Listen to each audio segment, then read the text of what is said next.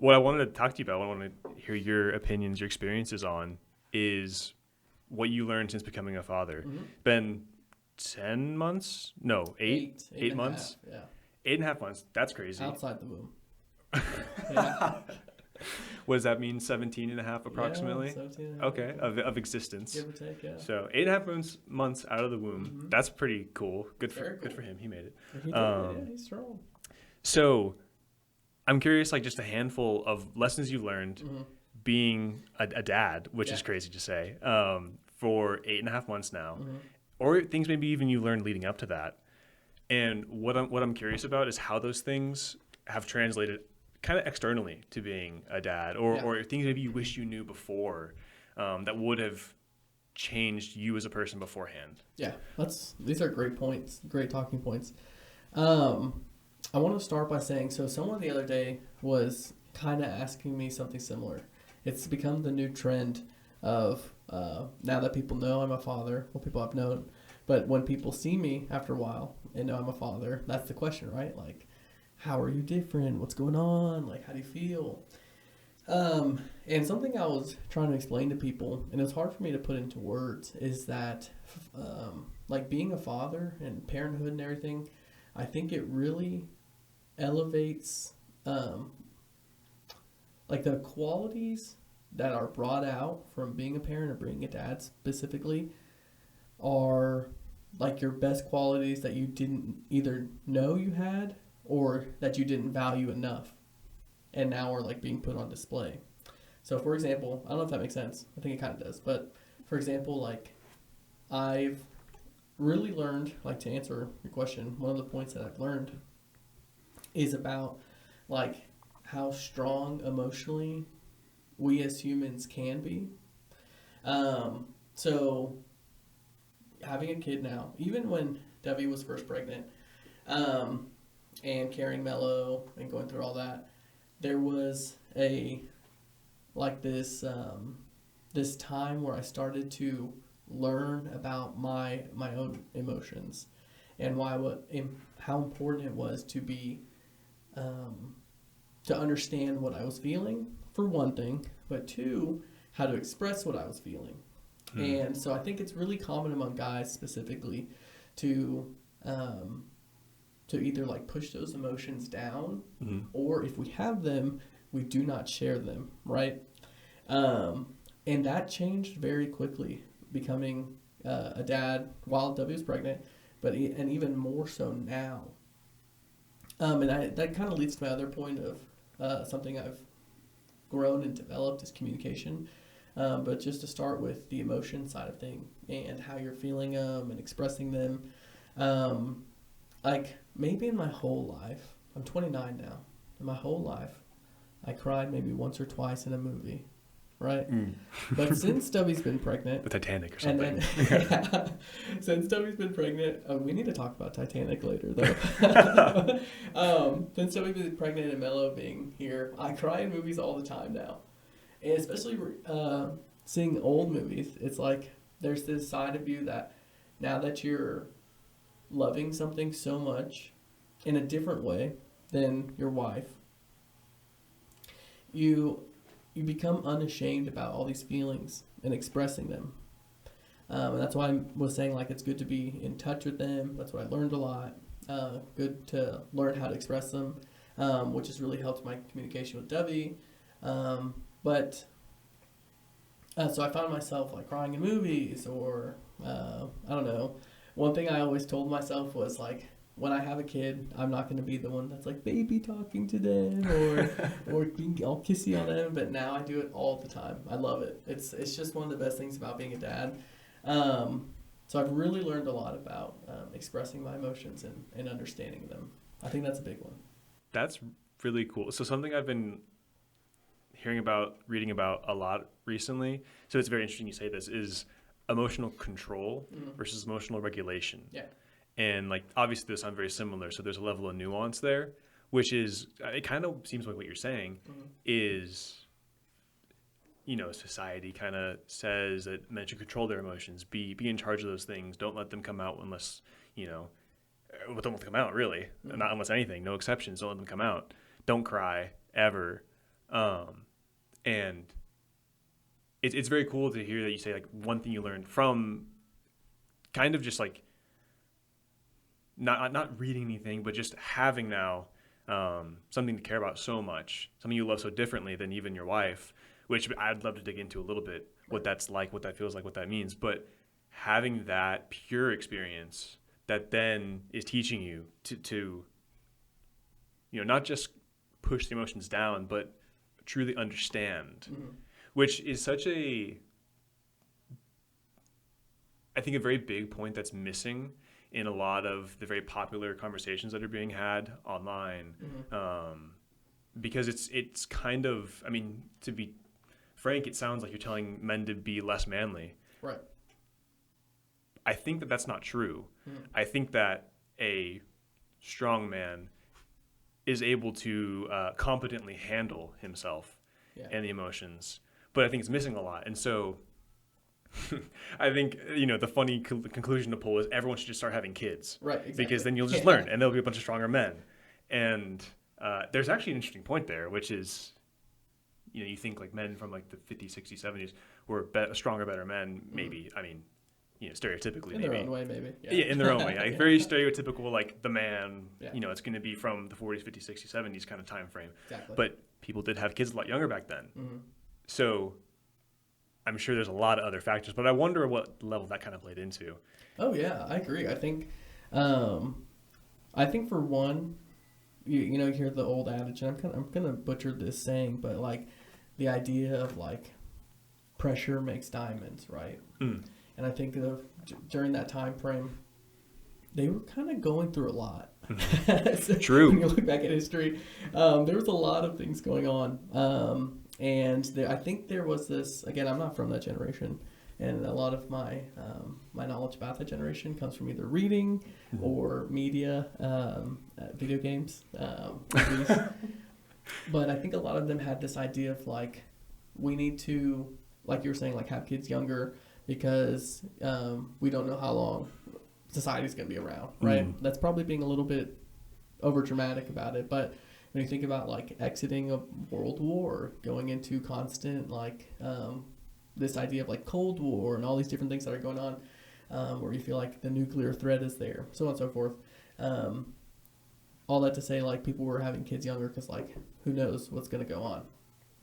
And I think that and this is generalizing, but I think having kids really matures you quickly too, because then one, you put a lot of things in perspective. You're taking care of a child, you're taking care of a being that can't take care of itself.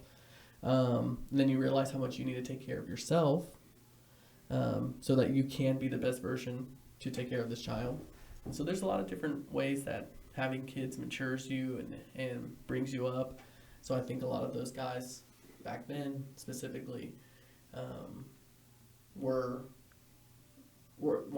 having the things that they were facing externally with society and whatever was going on, like that pressure builds makes diamonds kind of thing, but two, having the kids and that idea of, that was really pushed back then, right? Like building a family was considered wealth, right? And having multiple kids, you get the picturesque scene of like the family is like mom, dad, 2 or 3 kids, and the white picket fence kind of home, right? The American dream. Exactly. Yeah. And I think that was pushed, and I think that was you've made it as an adult, if that's what it was, if that's what your life looked like. So I think a lot of guys back then were pushed to mature faster. And I think, and we could probably get deeper into it, but I think it was a really good thing. But I think that it also turned, there's a lot of negative things about maturing young men too quickly too. That's interesting. Almost like a correlation causation thing with the kids and societal pressure. Right. Yeah. It may not be that the kids caused people to be mature faster. It may just be that they had to be mature faster. Exactly. Which could include having kids. Yeah. That's a good point. But I would say that kids are a probably undeniable piece of the puzzle. Maybe I wonder how major the factor is though. Interesting. So you said loving a kid versus loving your wife, or I wonder even like your own parents. What's the actual difference there? Because that's I've never thought about that. The way that you love a kid. I mean, I've heard, like when you have a kid, you don't realize how like your capacity for love until like you're holding a living person that's like your flesh. Yeah. What is the actual difference? What does that feel like? Yeah, that's a great question. Because it's something I've struggled. It's an interesting word to use, but especially after talking about like how much I've learned about my emotions and processing them and so forth. But I've been thinking about it a lot, especially in the way you were phrasing it. Like, you love your parents, or hopefully you do. But I think you love your parents because they loved you first, right? Like you grow up with them pouring into you, and then as a result, you're able to love them back, if that makes sense. That's kind of an oversimplification of what love looks like when you're receiving it. But I think naturally, if someone loves you really well, you will start to love them back. And I think, again, that's a gross oversimplification of what loving your parents is like, but I think that's what it's like. And then with the spouse, you seek them out.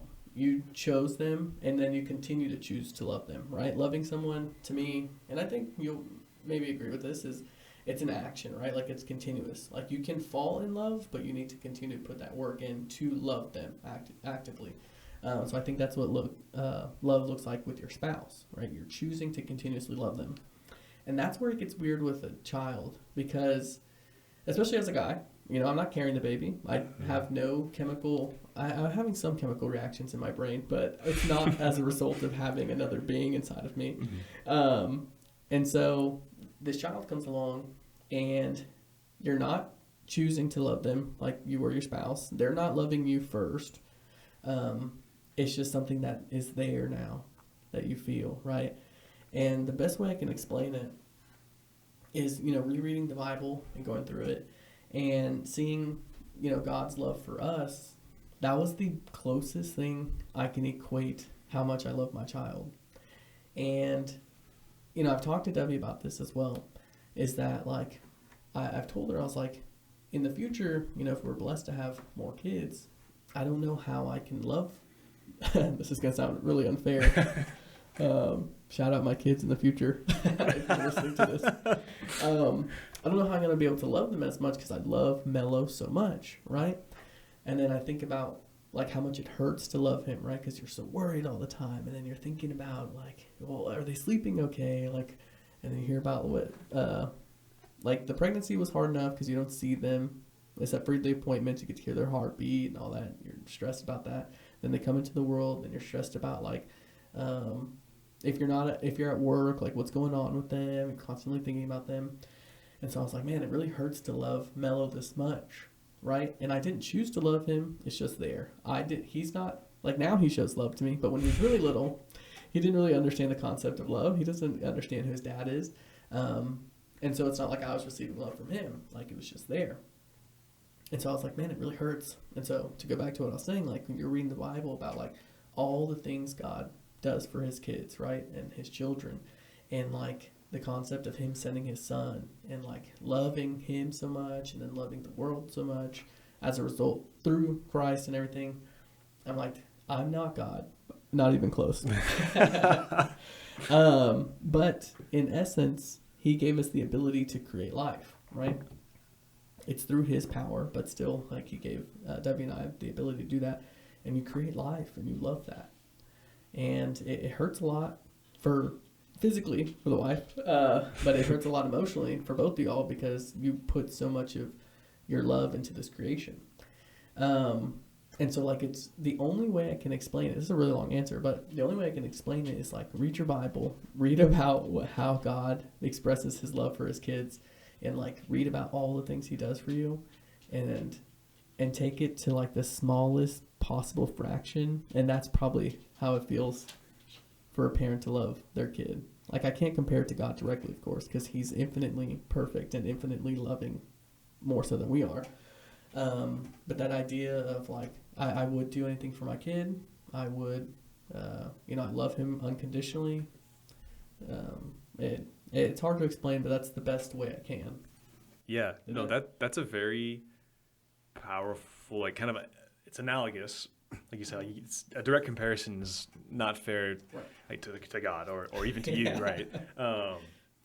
But even in the way you said, like the way that a kid loves their parents, like you love them because they love you first. Right. That's a really good parallel there with, like you're saying, with God. That is really a very cool description of what that probably feels like. And I think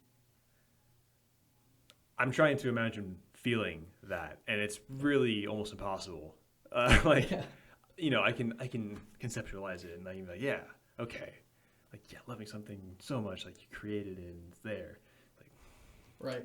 it doesn't like actually feel it. I don't actually feel it. It doesn't actually mean, it doesn't fill me with like that feeling. Yeah. That's an amazing description, though. Yeah, it's really hard to explain, right? If so this is going to be weird, but I think we can track along.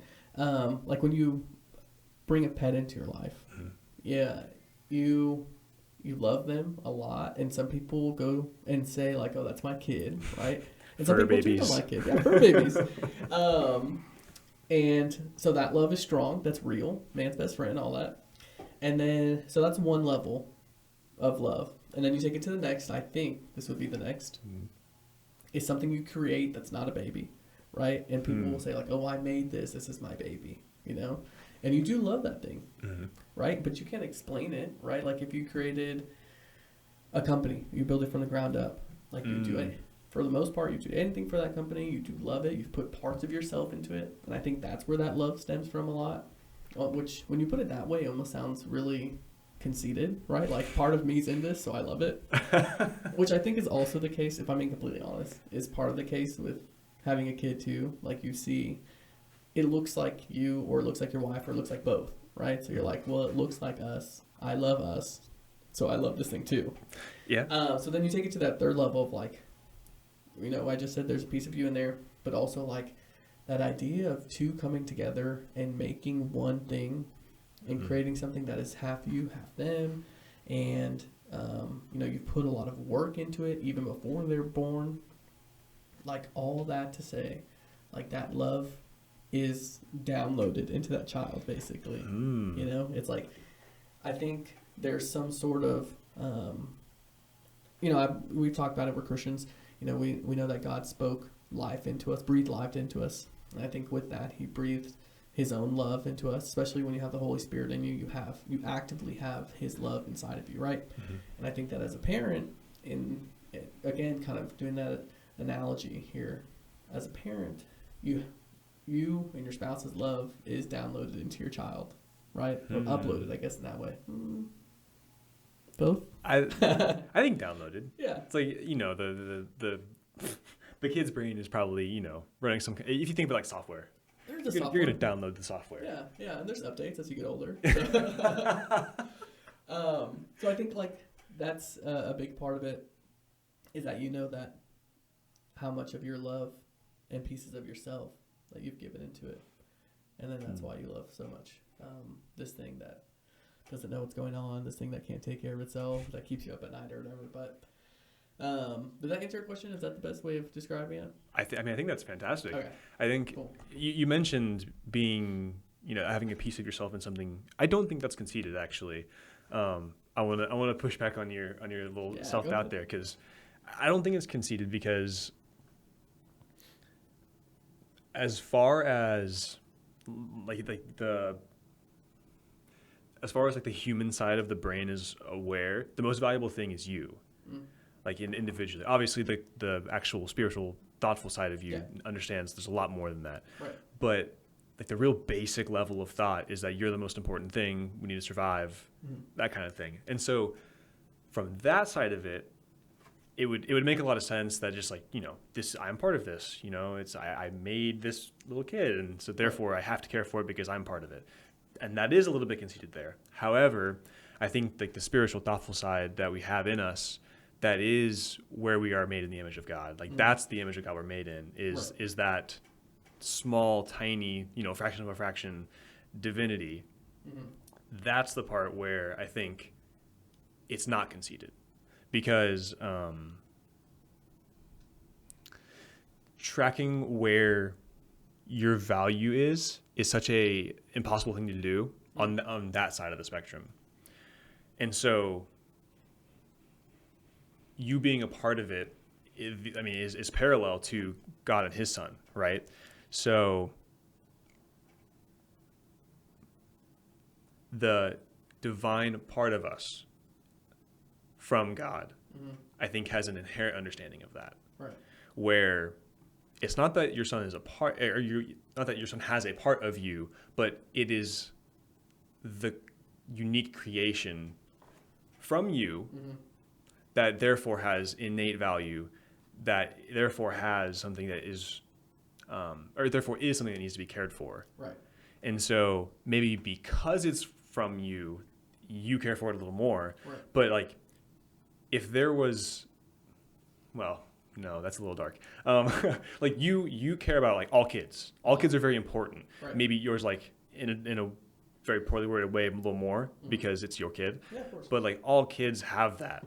And so it's I don't think it's conceited. I think it makes a lot of sense. Yeah. And when you say it about a company, it's a very similar thing. Right.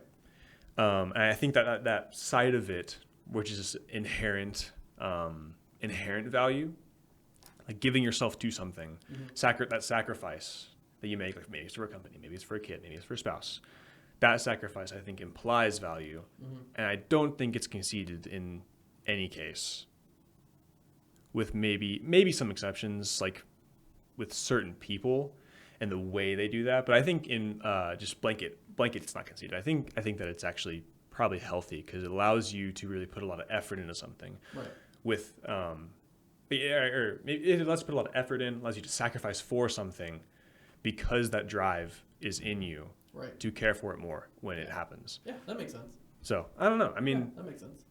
I think it's a cool way to put it, though, where you're putting yourself into something, right. Like that sacrificial nature of anything worth value of doing, having a kid, having a spouse. I mean, even like creating a company or being a part of a company in a meaningful way, it's a sacrificial thing, and that's what makes it important. So that's a really cool thought about having a kid, and a good comparison too.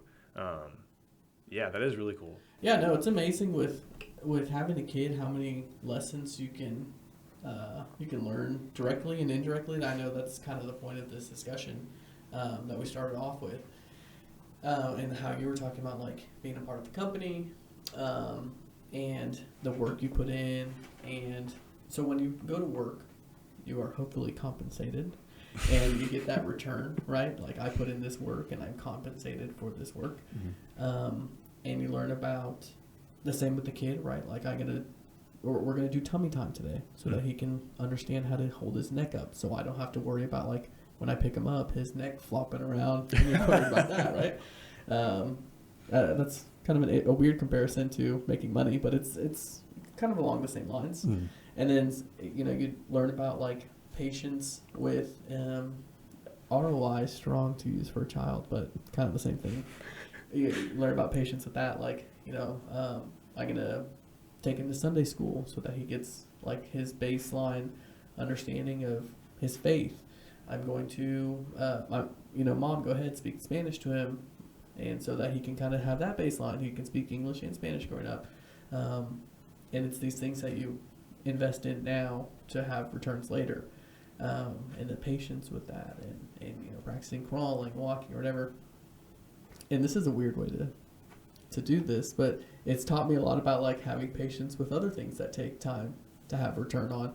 I'm in my master's program, and you're like, oh man, I really want to make the money now from what my program is. But I know later I will.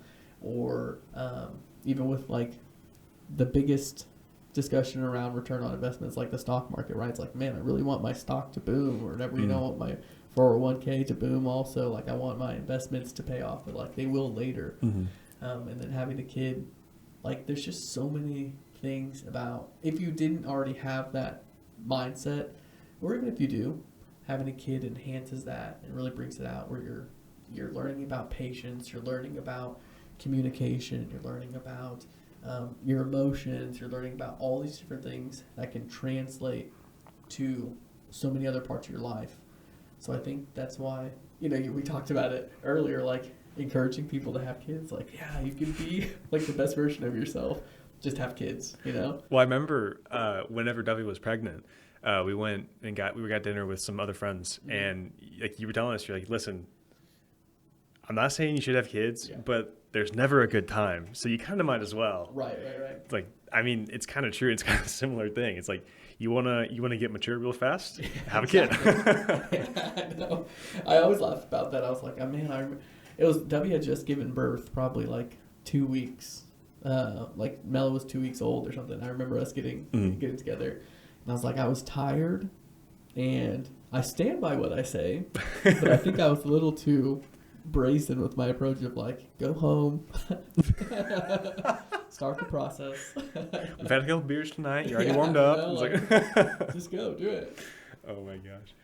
Yeah, that was funny. And it was funny in the moment, but also, I mean, I think there is a level of truth to that. Yeah, like brazen or not. No, that's good though. So why do you think having a kid teaches you those things? You mentioned the patience just now. And I think it's a big one, and I think that it's one of the more obvious ones. Why do you think having a kid matures you so much, so fast? I think it's along the lines of kind of what we're talking about already in regards to like this being can't do anything on its own, and you realize how helpless they are without you. And so you think to yourself, if I don't do it, no one will. Or maybe the government will, and say, Child Protective Services will step in. But I don't want that. I love my son. So in honesty, being serious about it, you do realize like, hey, this thing is helpless, and because you see it every day from day one. They cry, and you're like, why are you crying? You cannot communicate. Please tell me. But that's being helpless. You can't communicate. You have to rely on, to mom to feed. You cannot feed yourself. You can't move around. You're not mobile. If you sleep in a wrong position, you're at risk of, suffocating. Not to get dark or anything, but that's true. Like, they're helpless. And so you realize, like I said before, if I'm not doing it, who will? And so you have to change your mindset a lot. Of, okay, well, I'm going to sleep when they're sleeping so that I'm awake enough at the hours that are where I'm not usually awake, and so I can be fully attentive, fully there for them, because again, they need the help. I'm going to do research on all these different baby things. We've got a lot of books, which have been really great. And I'm going to read them. We're going to read them together, and then because if I don't, they obviously won't. So it really makes you mature because you're starting to put the focus on them, but as a result of yourself.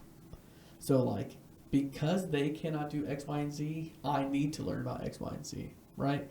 And so you're learning about, like, we talked about it, patience, communication, etc. But all the things that a baby needs, a parent needs to have a grasp on before, right? Like, it's kind of like as a teacher, you're expected to know the information that you're imparting to the kids, right? And the same as a parent. Like, as a parent, I need to know about healthy sleep so that my child can sleep healthily.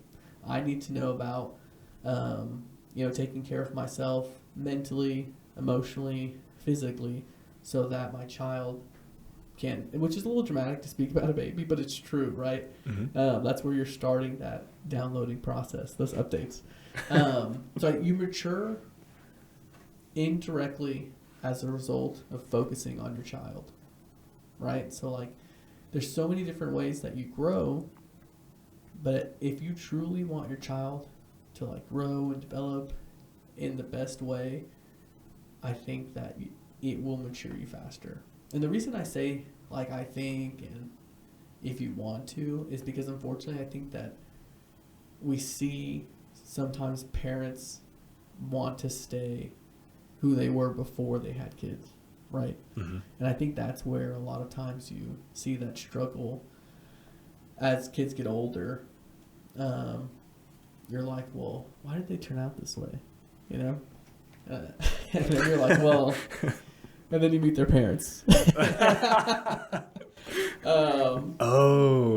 why. Sense? Oh yeah. So So yeah, I think that's kind of harsh to say, but I think it's the truth. I think that for kids to grow and develop and mature, you as a person have to do so, whether it's consciously or, like I said, indirectly, as a result of focusing so much on your child. So it seems like this would kind of segue very well into a point you briefly mentioned earlier, communication, as something you've learned a lot about, you improved a lot at. I would think that's what you meant by what you said. It seems like this would kind of segue really well into how have you changed in the way you communicate, your effectiveness maybe, or what have you seen there? Yeah, no, great question. So this is what I'll say, and because I need to give a lot of props to my wife. So marriage and dating, but mainly marriage, Smart man, has really, really improved my communication, especially like we were talking about before as being a guy, which is generalizing. Sorry, guys. No offense. I guess. Some guys are really in tune. Yeah. But I think most of them need to hear stuff like this. I think so. One, we talked about keeping your emotions in, which is just not good. But two, we as guys communicate very differently, right? Like, we could probably do this podcast in like grunts and like facial. And we get it, right? Yeah. And this podcast could be wrapped up in like 10 minutes, and me and you would be like, man, that was a really good conversation, right? And then, but women were like, why did you? It actually happened today. I was looking at Debbie's phone. She was texting someone, and I was like, why are you writing a book to this person? And she's like, well, it's not even that long. And I was like, oh, that's right. You communicate very differently than I do, right? And so my wife has helped me learn to communicate a lot, right? Like expressing things about how I feel, about what I need to know, about finding out more information about certain things. It's like, what'd you do at work today? Nothing really. And then, the next day I'd tell her like, oh yeah, do you remember how like this person got fired and I'm doing all this stuff? And she's like, what? You didn't tell me all this. So having a wife has helped me communicate a lot better. Now being a dad, the communication has improved because a baby can't communicate. And so I need to make sure that I'm looking for like physical cues a lot more from the baby. And so that has helped me like be a more attentive listener. It's kind of funny, like as an adult, I've learned more from a baby about like active listening than I have like professionally or through university or whatever, like, or even through being married. This baby has taught me more about active listening and like making sure like I'm looking at you and looking for those cues or whatever. That's helped me tremendously. And then furthermore, having a baby, making sure that I'm communicating with my wife about like, there's a lot of schedules involved with having a child. And, there's days where I take care of him alone. And there's been days, obviously she's done it. She had maternity leave and I went back to work. And so she was alone a lot. And so it was a lot of communication of like letting you know about what's going on with their growth, their development while you were gone. This is where we are now. This is their feeding schedule. This is their bowel movement schedule, which is a thing. We do talk about that. And so it's helped me be a lot more communicative in regards to the little things, or what I would consider little things, right? I alluded to it earlier, where like before it was what happened at work. That's a silly example, but it's true. Like what happened at work, you say nothing, but a dozen things happened. Having a child teaches you like there's no such thing as little things. Right? Like, hey, he went potty 4 times today, but he probably should have gone this amount of times. Or he has 3 6-ounce bottles in a day, but he left 2 ounces in each of them today. Like, are we giving him too much? Was he not hungry for some reason? And so then these little things add up to a bigger thing. But you have to communicate it that way, right? You have to communicate those quote unquote little things so that you can see the bigger picture. And that's what I've learned from communication. It's like there is value in what I describe as a little thing may not be little to someone else. So I think perspective plays a part of communication, like hand in hand with what I've learned. But it's really enhanced my communication in regards to making sure that I can see those little things. Yeah. And have you seen that effect in like all aspects of your life? Oh yeah, definitely. I think with work and with friendship, and my family, I feel like I'm not texting, sorry, communicating the little things a little bit more with, and I think there's some empathy that comes through that because once you start communicating more, you start to understand. This it sounds like I'm learning about communication for the very first time. Like, a lot of people are gonna listen to this and be like, "Yeah, that's why you communicate." But so like with communication, you start to understand people better and want to understand them better, right? Especially when you start to learn about active listening with the baby. And so what I found is that instead of waiting for someone to communicate with me, I've been more outgoing with communication, right? Like checking in on people. Just shooting little messages just to make sure someone's okay or trying to find out what they're going through or whatnot. Because I think as a result of trying to be more communicative, I've become more sympathetic and empathetic, which probably goes hand in hand with what I was talking about earlier about having a child and loving them and all that. Just kind of softens you up a little bit. But I think specifically in regards to communicating, it has made me want to be a better communicator in all aspects, right?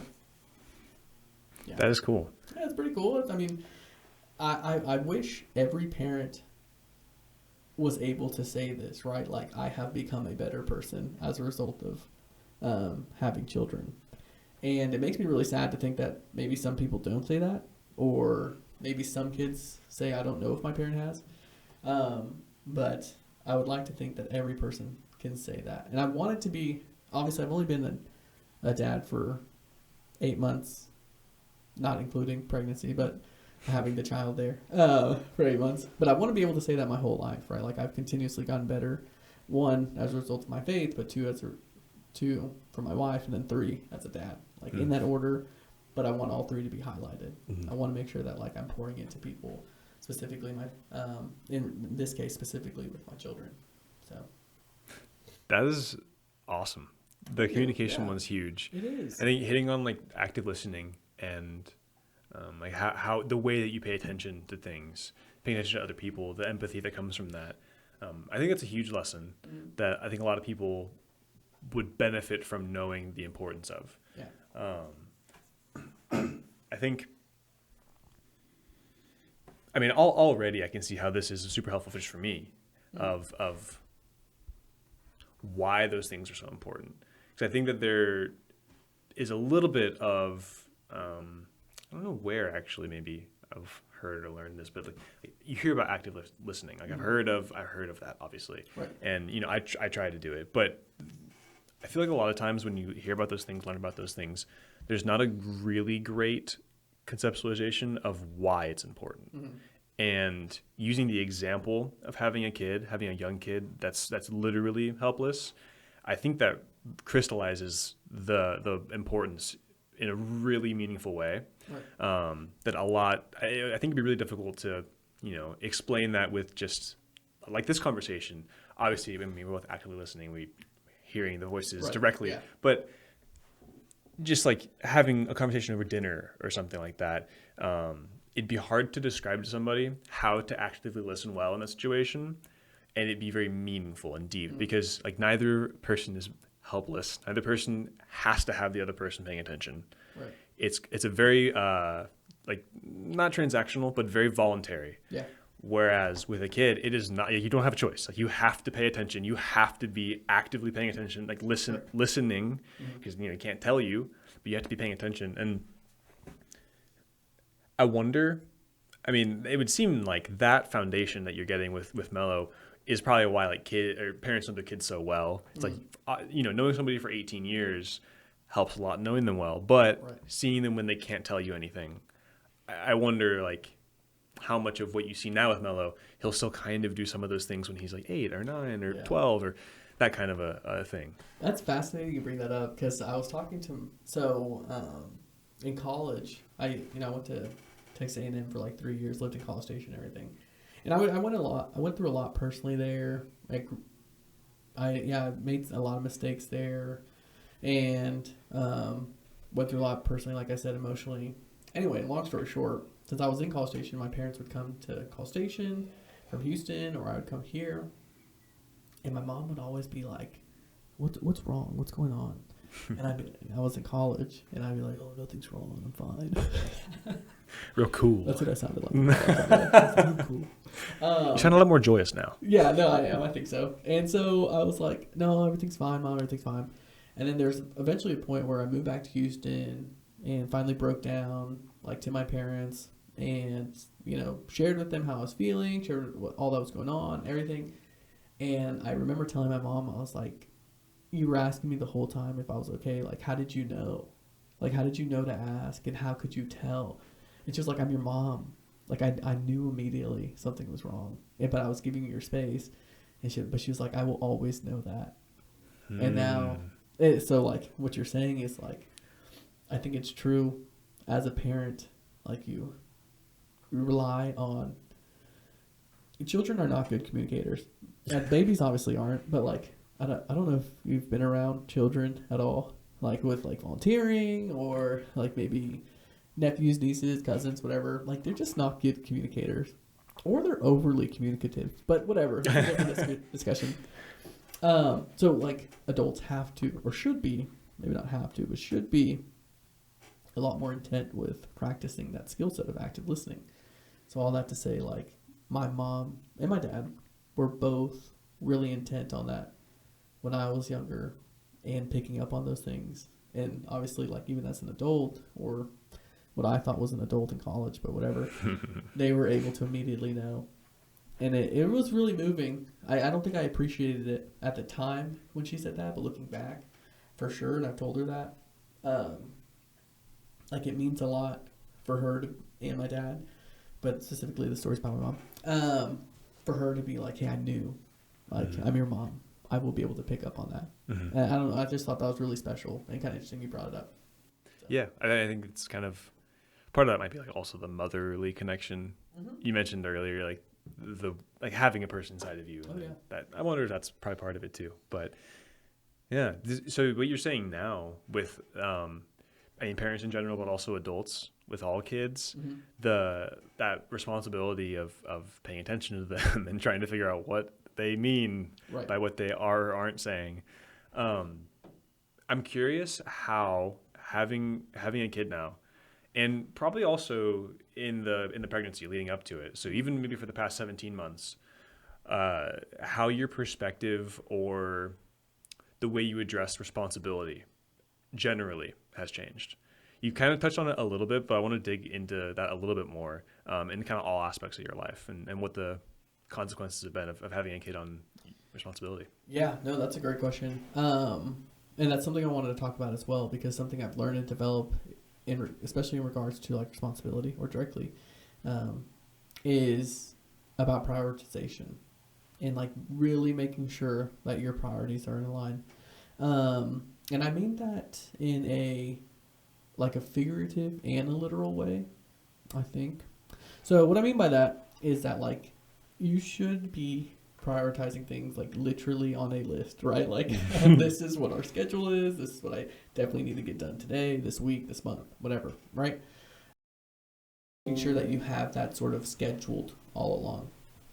But then I think another thing in terms of prioritization, and I think this is still literal, so maybe a little bit less figurative than I thought, but you should be prioritizing, like in my case, God and church first. Second is me and Dovey. And third is me and Mello. Or Dovey and I, Mello, whatever. And then like family, friends, school, work, whatever. School and work maybe can be interchangeable, but the main priorities are in that line, right? Because I think prioritization isn't just about getting your mind right. I think it's about making sure that things trickle the way they're supposed to. So what I mean by that is like, if I have God in church here, it will trickle down into my marriage and make it better. If me and W are doing really great, or if we're prioritizing our relationship, we will be good parents. If I'm a good dad and like pouring in love, all that we talk about here, about like trying to be a good parent and what I've learned from it, trickles to everything else. Like I'm able to communicate better. That helps my relationship with my parents, helps my relationship with my brother, helps me with my friends. I'm better at communicating, whatever, so forth. So like that's why I think in regards to responsibility, you have to prioritize because everything should trickle down and pour into each other. And it makes you better that way. It's a lot and it's hard. Especially, we've talked about like learning about taking care of a child and how helpless they are. You automatically want to bump them to being the number one priority, right? It's like, oh, this thing, I have to do this, but you can't forget about your relationship with God. Or I have to do this and I'm a part of church and all this. Okay, well, are you spending time with your wife? Like, are you showing them love? Are you prioritizing them? Because even if y'all are both doing it, right? Like, it's not your own fault, but if you're both trying to be the best parent without prioritizing each other, you will. I'm not saying you will fail, but you won't be as successful at being a parent as a result of not loving each other the way you should be, right? There's a natural order that was provided by God, but I think there's just a psychological order as well that is in line with what God designed, right? Prioritize Him, prioritize your wife, then prioritize your kids, and then everything else will fall in line as well. So that's really taught me a lot about responsibility, about kind of what I was going to before, right? If I want to take care of Mello, I have to take care of my wife and I. But first I have to, be in the Word, go to church, make sure that all that's in line so that I can be the best version of myself. Otherwise, it's not going to work out. So, see, the overarching responsibility, like levels of prioritization, would you say it's been the biggest lesson? That's been the biggest lesson and the biggest challenge together. Because like I said, like you just naturally as a human want to reprioritize in what your situation is right now, right? Because if you think as a human, whether it's more logical or more emotional driven, either way, I think those overlap in terms of your situation, right? Where it's like, oh, I'm a dad now, and being a dad's hard, and there's a lot of challenges with being a dad, and babies are crazy. So that is now my top priority. But it's not going to work out, right?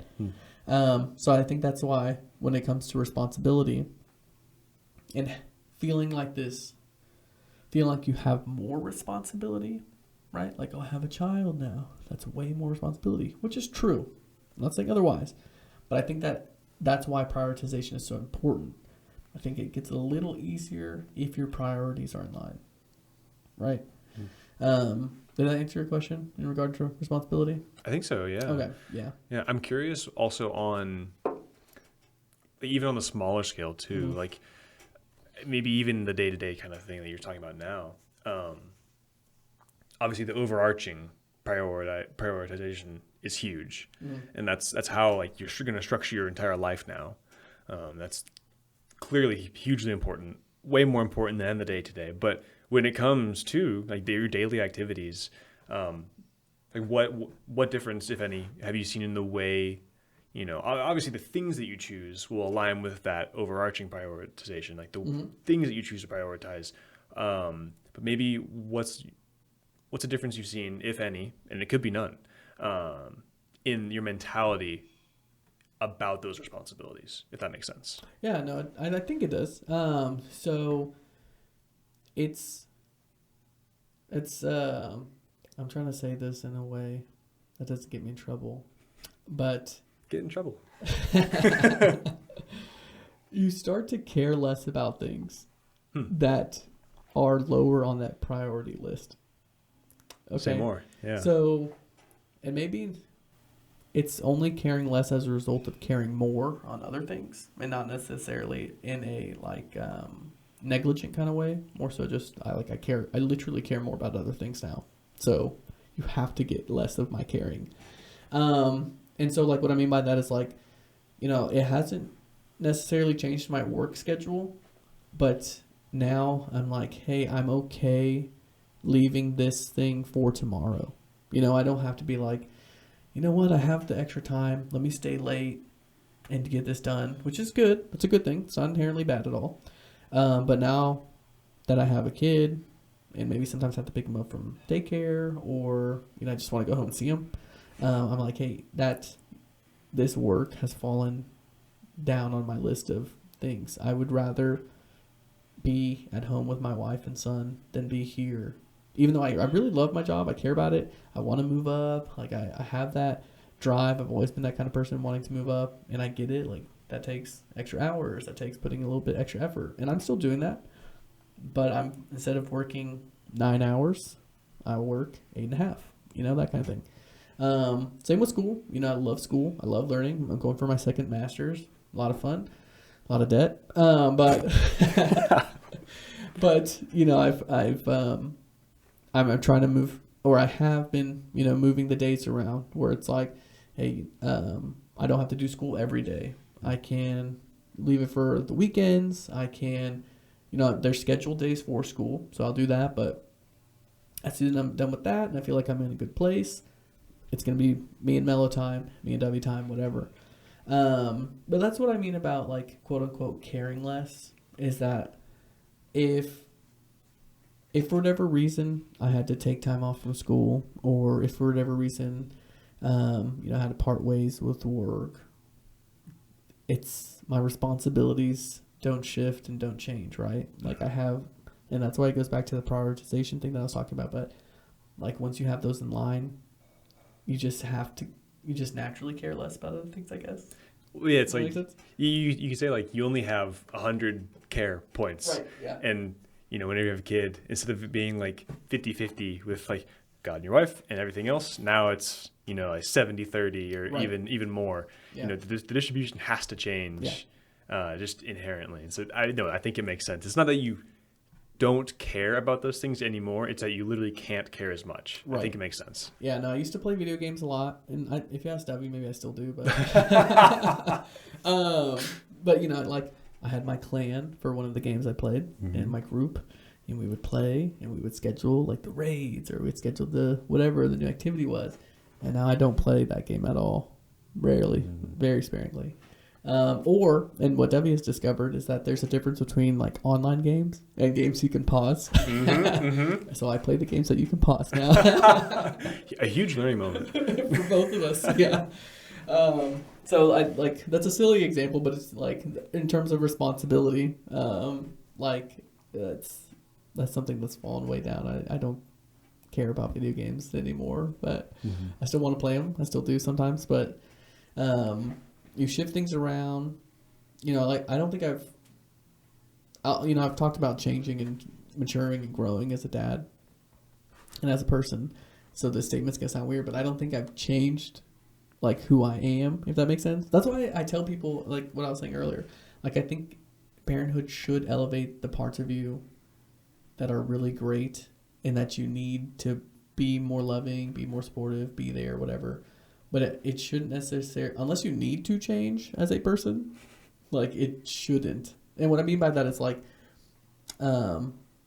if you and I, like if we wanted to go to Kirby's Ice House and get steak and have a couple drinks, like I'm still able to do that, right? And every conversation now, I hope maybe not I hope, but every conversation is like being a dad, right? Like we talk about politics, we talk about sports, we talk about religion. Like I'm still who I am, right? And so like all that to say, like parenthood has changed me for the better, like enhanced. It sounds really conceited, but I think you know what I mean. Like it's enhanced me in a lot of ways. It made me better as a person, hopefully. But like it hasn't changed who I am. It sounds so contradictory. Parenting, but you know what I mean. the ultimate performance-enhancing drug. Yeah, exactly. Yeah. That's why I tell people you need to get on parenting. Like, just do it. Parenting-enhancing drug. Yeah, and it's literally made me stronger. Like, Mello's almost 20 pounds now. And you have to carry him, right? So, like, you're, like, dad and mom strength is a thing. It's real. So, it is a performance-enhancing drug. There you go. Okay. I guess actually speaking of that, like what has this done with your perspective, your ability in working out and like lifting? I know that was a big thing leading up to it. Yeah. And like I gotta be honest, you look really good. Well, thank you. You look great. You look like I'm you've trying. like probably lost more weight. Yeah. Look like you feel good. What helps is I had a stomach bug last week, so that also helps with thinning out. But no, thank you. I'm glad to hear that. It's nice to hear that. I've lost. So in the past year, so W was pregnant last year. And so when you have a pregnant wife, you start to eat more, just naturally. But I, being the person that I am, decided to start working out more. So I did start counting calories, working out more. And so during pregnancy, it actually wasn't too hard for me. It was probably a little bit harder for her because I would leave, go work out, come home and be like, oh, yeah, I'll cook you whatever, or buy you whatever you want, cook you whatever you want. But I'm going to eat this. And she's like, what are you doing? Why are you eating grilled nuggets and I'm eating 2 chicken sandwiches? I'm just kidding, Debbie, you didn't do that. But now, as a dad or having the baby there, that has fallen off a little bit, which is okay. I'm not upset about it. So instead of working out as much, trying to eat fewer calories, trying to eat, cut in that way because I know I won't be hitting the gym as much. I still try and go as much as I can. Before, like when Debbie was pregnant and leading up to Mello coming around, I was going like 5 days a week. For a period of time, it was 7 days a week, but that wasn't sustainable. So I was going 5 days a week. And now it's like 2 to 3 times a week, which is still okay, not bad. But I had to shift some things around in terms of like, maybe I can't eat this and work out. Maybe I need to eat a lot cleaner, because now I'm literally becoming a lot more stagnant. But Mello's about to start crawling. We can see it, so that I should be up and running again. Gonna chase him around. Yeah, exactly. And so going back to like why I started working out, right, was and that shift in priorities and like your outlook and everything. I realized like if I want to have a long life and like see my kid grow up, it sounds like I was in terrible health, but I wasn't. I was just not like peak. Not optimized. Yeah, exactly. Yeah. Seeing my grandkids eventually, that's long thinking, but still, like, I think it's good to think like that, especially in regards to like mental health, physical health, spiritual health, etc. So I was like, I want to work out so I can, my dad was really active with us and still is. Like, he's like, you want to go play basketball? I'm like, sure, yeah, let's go. So I want to be that way. I want to be able to like play sports with my kid, beat my kids at the sport, make sure that they never win. And then I also want to be like the dad that is super strong. So I'm not there yet, but I'm working on it. So working out has become a large part of my life, as we've talked about in the past. But it has fallen off a little on the wayside recently, just because having a kid keeps you at home a lot more. Which is a little bit of an excuse. I know parents that work out at home. But it's gone down to like 2 or 3 days a week. So I need to restructure my workout splits to try and be a little bit more intensive on those days. Yeah, dude, the jacked dad dream is real. It is real. Like, I'm not even close to probably having a kid anytime soon, but that is like close to the top of my list. Yeah. I work out now because I want to be huge when I'm a dad. Yeah, like, and like as a kid, redefine dad bod. I don't know if you ever had this conversation growing up, but the old my dad can beat your dad up. Oh, yeah. Yeah, I want to win that one every time. Be the dad that can beat up all the other dads. I'm not saying I want to fight any other dads. I just want to be in that hypothetical discussion that I will win. That's all I want. Dude, top dog the whole time. They do like at the schools, they have like watchdog or whatever, where the dads come and volunteer. It's exactly. Like you're the one they ask every time kind of thing. It's like, hey, can you come and like protect the kids and play with them? No, that's what I want. Like the kids are like, you're doing like curls with the kids on your arms and stuff like that. Exactly. That's exactly what I want it to look like. Dude, and then if we ever have a girl, it's stereotypical, but it's true. I want to be able to like intimidate the boyfriend or whatever. So not that my daughter will ever be allowed to date until she's graduated college. But Mello can do whatever, but Mello's No, I tease. Yeah. Gosh. So, but I mean, that's true. I mean, there is actually a very strong element to that of protecting your family. So that's a huge part of it. Like, jokes aside, being an effective, protector as the dad, as the husband, that's a huge thing. Yeah. Like I want to be strong to be able to protect Andy. Like if the time ever came, which God forbid it does. Right.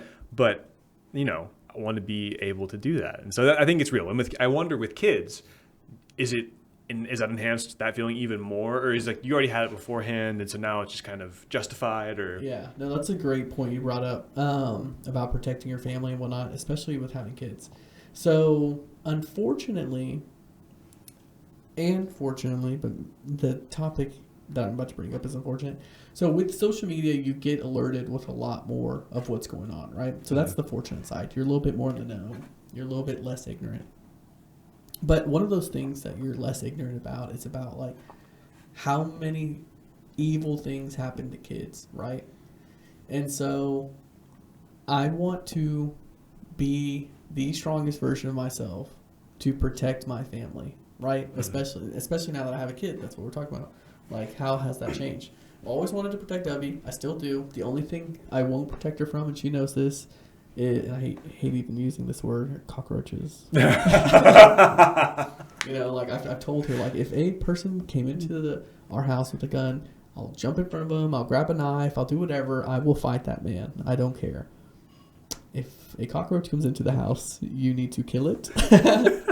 Or I'm actually very obnoxious with, you've seen this in live, I'm very obnoxious with like the spray that kills roaches. I will like use half a can to kill those things. Oh my gosh. But anyway, so like I've always had that in me. Like I want to be a defender, want to protect.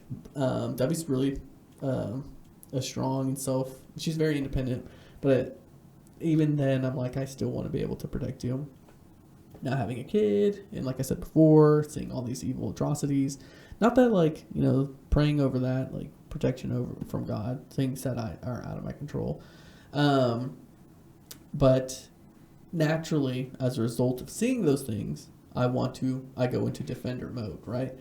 I want to be able to protect my kid. I want to be able to defend him. I want to be able to be like Liam Neeson, basically. You know, like I will find you and I will kill you. But yeah, again, I don't want that to happen. But I want to be able to be like super strong and we've talked about it in the past, right? Like I'd rather be. I'm not going to use the right word, so it's going to sound really dramatic, but I'd rather be able to kill someone, like know how to, than not know how to. And you know what I mean, right? Yeah. You probably remember the quote a lot better than I do about like, you know, like being a peaceful person who is able to defend themselves rather. You know what I mean? I think the first place that I heard it was Jordan Peterson was the first place I heard it of being able. Was it all like young men or boys or men in general? You should be a monster, but be able to not be a monster. That's not also the right quote. It's paraphrasing, but it gets the point across. Don't have my notes, but yeah. So you should be capable. Yeah. And 99.9% of the time choose not to. Right. Like have the ability to protect. I mean that's literally the role of a man. Right. I mean, among other things, lead, that kind of stuff. But yeah, that is interesting. That it seems like it does just kind of add on to it. Like there's another reason to do this preparation. I mean, because like really, like what do you work out for? You know, maybe a little bit of aesthetics. Like it feels good to look good, but definitely preparing for like the what if kind of thing. Yeah, that's a good point. So similarly. Kind of similarly, and also kind of going back to what we were talking about a little before, like with you being in school and at job, still wanting to do a good job and progress and all that. How does having a kid change your perspective on ambition? Because we've hit a little bit on ambition in your household and pursuing, you know, protecting obviously and taking care of and teaching your son how to be a person, literally. So there's a lot of kind of implied ambition in that kind of thing, wanting to do those things very well. But you're literally in school, like you said, to get your second master's, and like you're at a job that you enjoy and want to do well and want to progress. Right. Those things are still important, right? Because it's part of how you provide for your family. And so how do you balance the ambition in doing those things really well with the different priority levels now? Right. Yeah, no, I think it's really multi-layered, very nuanced, because, you know, you still want to keep your personal, professional ambition there, right? Like you've just alluded to. And you still want to be very present and active in your kid's life. And so juggling and prioritizing those things is a challenge, especially whenever... I think it goes back to what I said earlier in regards to, like, this is why it's important to build all the skill sets in such as like communication and prioritization, empathy, etc. That's why it's important, because then you come to this crossroads of like, well, I still want to have my ambition, and I still want to progress. I want to go to school. I want to make more money. I want to get a promotion, whatever. But let's say I still had that and didn't work on those other things and didn't prioritize those things. Now I'm like, oh, hey, it's 7 o'clock. I'm at work and I haven't texted my wife and she's wondering where I am, right? That's because I didn't work on communication. Or, I'm grinding at work or whatever, put school at the wayside, and that's because I didn't focus on prioritizing my day or my week or whatever. So with that idea of like having that ambition, you have to have the baseline I was talking about earlier. Now, in my own life, with my ambition, I think there's a fine line, maybe not so fine, but there's a line between desperation and ambition. And what I mean by that is, once you have a kid, Debbie and I both work, so he goes to daycare 3 days a week. Once you have a kid, you realize how expensive they are. So that's what I mean. I'm a little joking. We're doing fine, but I'm a little joking about the desperation side. But then you're like, am I being ambitious for wanting to get a raise and progress, or do I literally need this money and I have to get a raise? And so I think there is some motivation there. Like you said before, providing for your family. I think Debbie and I have had these conversations before. She's always worked in our relationship, but now that Mel is here, I think there's a little bit of an idea of maybe eventually her staying home. So then, as someone who would be the main breadwinner, again, is it desperation or is it ambition? So there's that fine line of like, well, yeah, I've always been someone who wants to grind. My dad, one of his favorite words growing up with us was grit. Like, you have to have that grit and determination to push yourself. Like, it's hard. You have to work hard. There's not, like most things in life aren't handed to you. It's nice if it is, but even then, you still have to work to hold on to whatever's handed to you. So like, there's a large part of me that has that ambition, wants to work hard, wants to move up, and juggle all these different priorities.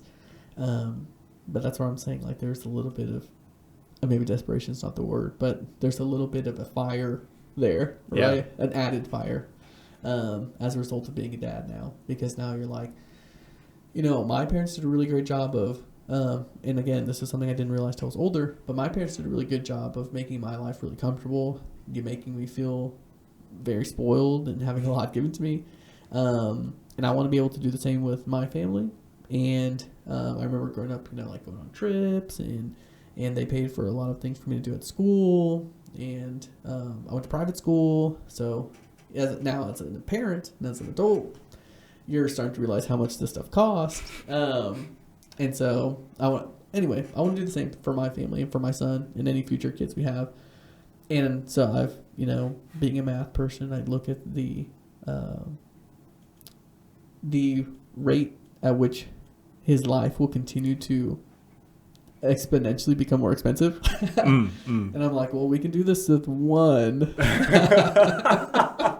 Just run a little regression on that. Exactly. Yeah. So I'm like, how am I supposed to do this with more? But that's joking aside. It's like, there's a big part of me that's even more ambitious now. More motivated to do well in school, more motivated to put myself out there. And what I mean by that is like connecting with people, and like a large part of, like, you can have 5 degrees and not be good at interviews, or not be good at, or not get a job, really, right? Mm-hmm. Like, it's hard to find that if you're not being ambitious, like you were talking to. I forgot the original question, but I think I answered it in some way. Oh, it's just talking about how your ambition and perspective on it has changed. And so, yeah, you totally... Yeah. No, it's a lot more desperate. I wonder if the desperation you're feeling is... bear with me. A little bit of like, call it bro science if you want. But I wonder if that desperation you're feeling is your... like those things that you're ambitious about, the school, the work, being, less of a priority now. Mm-hmm. So when you work on those things, the level of effort and motivation you put in is condensed in time. And so maybe it's not that you're desperate. I mean, maybe a little bit. I won't discount that. I won't totally put that out the door. But maybe what it is that you want to do it at such a high level now to be able to provide, that little possible desperation. Right. That when you have it as a lower priority with higher motivation, it feels like a very, very strong ambition. Right. A higher level even of ambition despite lower level priority. Right. Do you think there's any truth to that? No, absolutely. And I've been thinking about this a lot recently. And I'm glad you kind of hit it on the nail there, hit the head on the nail. Because recently, I told you earlier, I think off the podcast, we were talking about like how I've been given a lot more responsibility at work and how things have been really busy. And I think if I didn't have a kid, I'd be like, oh yeah, that's life. You get more work. That's fine. Whatever. I'll just grind and figure it out and work a couple extra hours. And now with a kid, I'm like, oh man, it's so overwhelming. It's so much work. And maybe I didn't say it that way earlier, but, but what you're saying is that like, it's a lot more condensed, right? And so I've had this thought recently where like, on Friday afternoon, still working on something, go home, I'm still thinking about it. And then on Saturday, I'm like, I'm with my family, with my kid. I don't need to worry about it. Work will be there. They understand. Like, I think now having a child is a double-edged sword in a sense where it's like everything we've talked about now with like the more ambition, for lack of a better term, until we get a better one, the desperation. But on the flip side, I can reevaluate and clear my mind a lot better as a result of having him. And I'm like, you know what? I can chill out, calm down. Work's going to be there on Monday. I'll figure it out on Monday. Like, this is not a level 4 critical thing I need to get done for work, right? If it was, again, I would communicate, tell my wife, tell my son, I guess. Dad's not here today because he has to work. But, and he just looks at you like, oh. Yeah, just laughs. But yeah, I think it's definitely because it's, I think you got it spot on, right? Like it's condensed. You feel it a lot more in that moment, but the truth is like everything's okay. It's not as desperate as it seems. So it's definitely because it's in that shorter burst. It feels a lot more impactful. But as a whole, I think, yeah, feeling the less, it's not as desperate as it seems, I think is a huge thing. Playing back into the almost like a mantra of this whole thing has been that patience kind of with yourself personally, with your faith, with your son, you always hear like those kinds of things, those really big things, your kids' lives, your own life, they fly by. It's like what is the saying? Like the days are long but the weeks are short, or something like that, or the weeks are short but the years are long, or whatever. I'm messing that up really bad. The days are long but the years are short. The years are short. Okay, yeah. That, and so like you suddenly look back and like Mel's graduating high school or something crazy like that. And so, how would you say that mentality, if at all, has grown in you? Mm-hmm. Yeah, no, it definitely has. You stop a lot more and try and enjoy the moment, which sounds cliche, but it's true. Like, before I had Mello here, and this is just a really small snippet of answering this, but before I had Mello here, my phone had maybe 1,000 photos for 10 years of my life. And now, with Mello there, I have like 5,000 photos in the 8 months he's been here. Because you want to like capture those moments, you want them to last longer, because like he's 8 months now, and we have his photos in his room of him going from like 1 month, 2 months, so on, etc. And Debbie and I were looking at them the other day, and we're like, oh, we loved when he was this age because he was so like he couldn't move and it was cute or whatever, right? And so like you want to be a lot more in the moment there. And again, I've talked about my parents before, but and they were really intentional about like being there and being present in our lives. And they always say stuff like, "Oh man, we wish we didn't work." They both worked, and still do. But they always tell us like, "Oh man, I really wish we didn't work as much so that we could have spent more time with you." And I was like, I think y'all don't remember that y'all were there a lot, and I love that. I'm glad, and I want to be the same way with Mello, right? Like I want to be able to tell him like, or I want him to be able to tell me like, "Yeah, Dad, you were always there. I really love that. You showed up." He's not gonna be able to see it now or say it now, but I have the photo proof I was there. But anyway, to answer your question more directly, like you just become a lot more intentional with those moments and enjoying them, right? Like I'm almost ashamed to say, but my phone screen time used to be like 9 hours a day. Yeah, I know, it's crazy. Mobile games and social media is really bad. I'm sorry. Sorry, Debbie. But now, and I only know this because I get the notifications that are like, "This is your weekly screen time, student." Now it's like 6 hours, and which is growth, I think. Oh yeah. Right. But anyway, so like a 30% decrease. Yeah, that's huge. It's pretty good. So the point I'm trying to make is that like you have a kid, like put your phone away, like enjoy the time with him. It goes, yes, the days can be long because, when he gets sick, he doesn't sleep very well. Whenever he gets fussy, no one enjoys being around a fussy baby, I don't think. So that's hard. But those moments, like there's going to come a time where, and like I was telling you before, looking at those photos of him when he was really little, it's like we can laugh about it. Like, yeah, he was way more helpless. Yes, we were nervous and anxious about holding his neck in a certain way, or like with bathing, like babies don't know how to hold themselves up. So it's scary and all this different stuff. But we miss when he was really little. And he's only 8 months. We're talking like that, right? And so I don't want to be there at, like you talked about, like at his graduation in blink of an eye and be like, "Oh, man, I wish I was there for this. I wish I had seen that. I wish I had taken a photo of this. Man, we don't have anything from when he was this age." I'm fine. I guess what I'm trying to say is I'm fine with the days being long.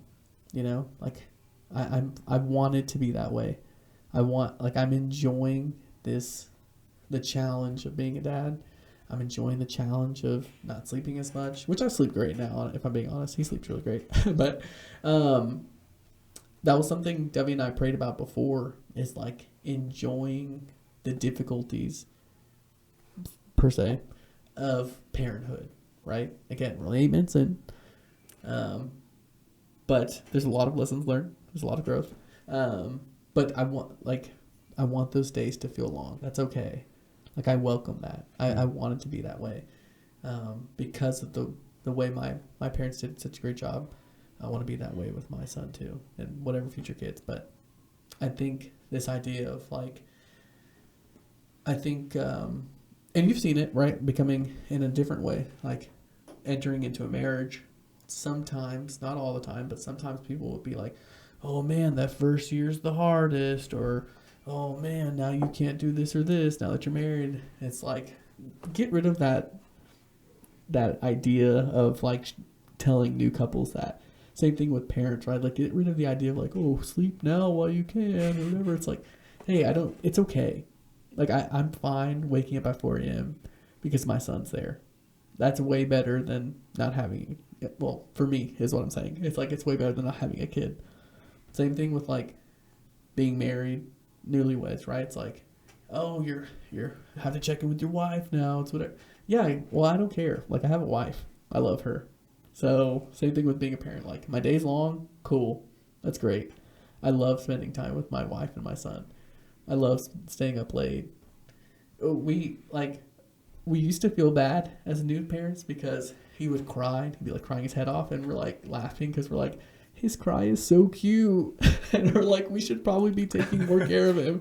But we'll like stop and record him crying because it's so cute.